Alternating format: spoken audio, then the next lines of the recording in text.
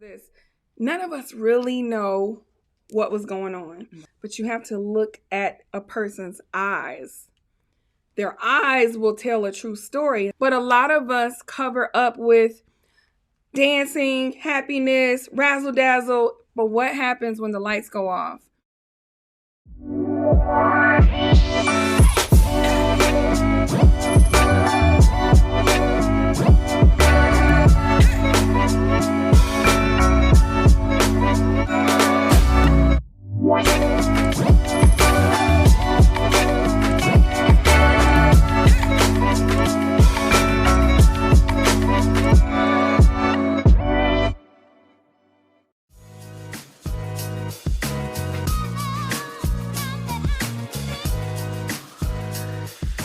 Hey guys, welcome to Accountability on Demand podcast. It's your host, LaShawna West, your business therapist and mindset coach.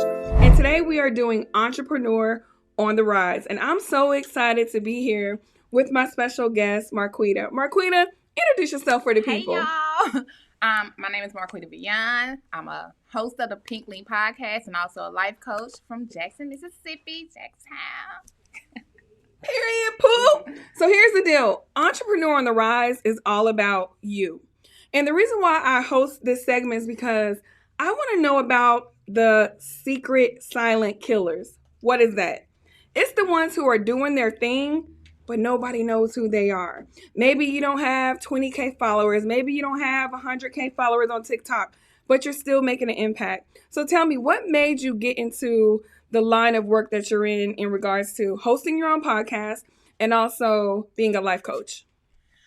For me, it was purposeful. So I tried to fight against it and I'm good here making this money. But when you have a purpose, it's hard not to do what you're being called to do and that's on your heart to do. Mm-hmm. And so basically the things I do is to be able to inspire and uplift others from my experiences that I've encountered in life. So, why not just continue to make that impact no matter, like I was telling someone else, no matter who knows you right now, mm-hmm. what you do today can show up later for you. So you start making a name where you are with who you are and whose you are. So that's why. Listen, she said, make a name and start where you are, who you are, and know whose you are. And I think so many entrepreneurs, we get sidetracked by the glitz, the glam, the highlights, the Dubai trips, all of the things, the Maseratis. When literally, when they turn off that live, is it even real? Exactly.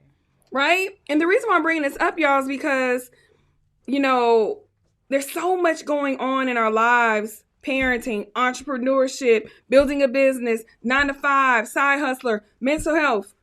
It's so much going on that we don't need to add to the stress. What are your thoughts on that? I feel the same way. And matter of fact, I had a conversation yesterday and, rest in peace to Twitch. Yeah. And someone was like, he had all of these things. I said, but at the end of the day, someone looking on the outside can judge what him having all those things and being famous and, the money or whatever.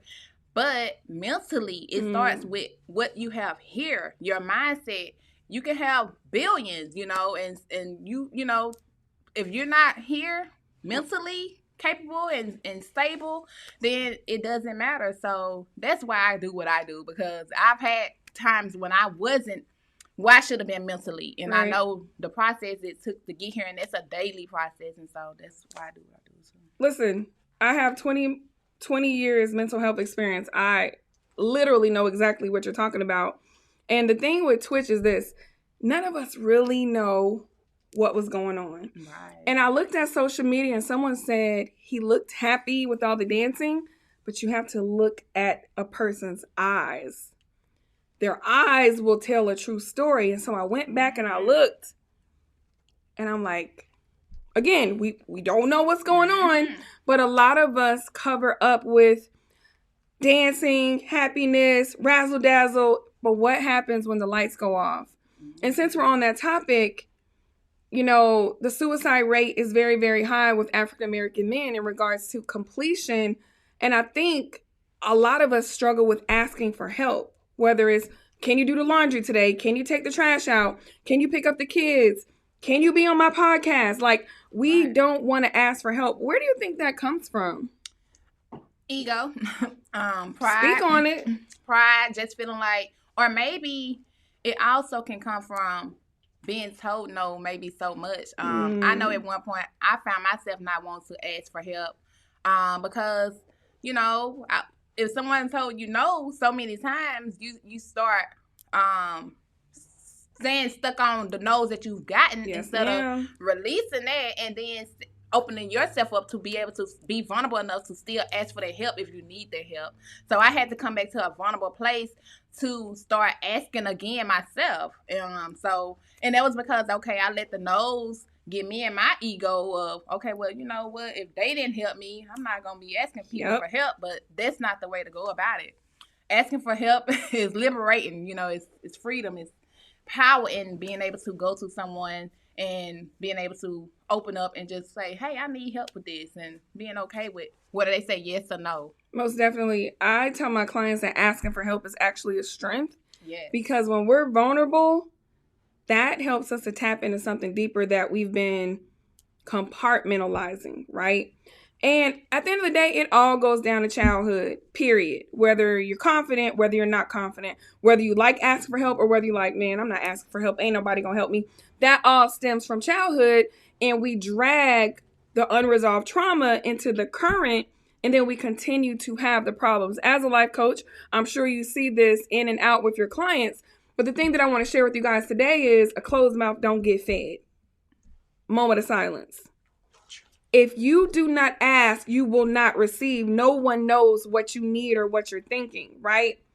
And it's funny because I'm a single parent and my daughter's 20 and I've been having some issues with her and I've been raising her by myself all my life.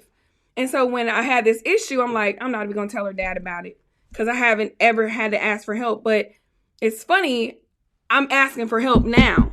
But why are we reactive when it gets up here into crisis instead of doing it proactive? What is your thoughts on that? Because then it's like, okay, last choice scenario, wits end. So, by any means necessary then. Yep. So, you go to the extent of, you know, turning to directions you haven't before because, you know, you in a dire need and you need the help and the results no matter what at this point. Like, you cast away the ego at that time. And that's a great thing. You know, you get to that vulnerable side and say, you know what, I can no longer do this on my own and I really need to seek out help outside of myself. Yeah. So here's the deal. This is what I want us to kind of wrap up with.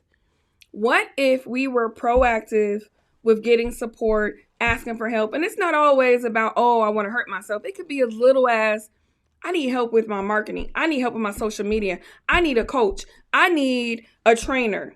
What if we were to address that when it was small instead of when it got bigger? How would that shift things in our life for us, right? So I want us to spend a couple more minutes with literally, let's actually give action steps. When you're having a problem and you're aware of the problem, what should be the first thing that someone does? Let's just talk through this together. I would say first, you know, feel and write down, you know, your pros and your cons of that situation, you know, and start taking initiative to take steps, you know, from just the list that you got, you know. Like I was just telling LaShawna, I'm dealing with some stuff. And so I'm like, okay, going internally, okay, and with this situation, I need to feel what I'm feeling. I need to be able to release that so I won't keep that same story and that vibration going because that's not going to fix the issue. That's just like complaining. You know, complaining doesn't solve anything. So, you know, just start going within and internalizing so that you can go external to seek the help that you need to start, you know, making the decisions and the choices and, you know, getting a community if need be to help you get the solution you're looking for in the situation. Most definitely. So what I'm hearing is become aware, brain dump all of the junk in your head, right? Get it out on paper. And I heard you say feel, and I'm going to say deal. That means moving through the work, even though it's hard. And that leads you to healing, right? So listen, there's definitely going to be a part 2 with this because Entrepreneur on the Rise are just quick snippets so you can meet other ambitious individuals and entrepreneurs in the ecosystem, but I'm definitely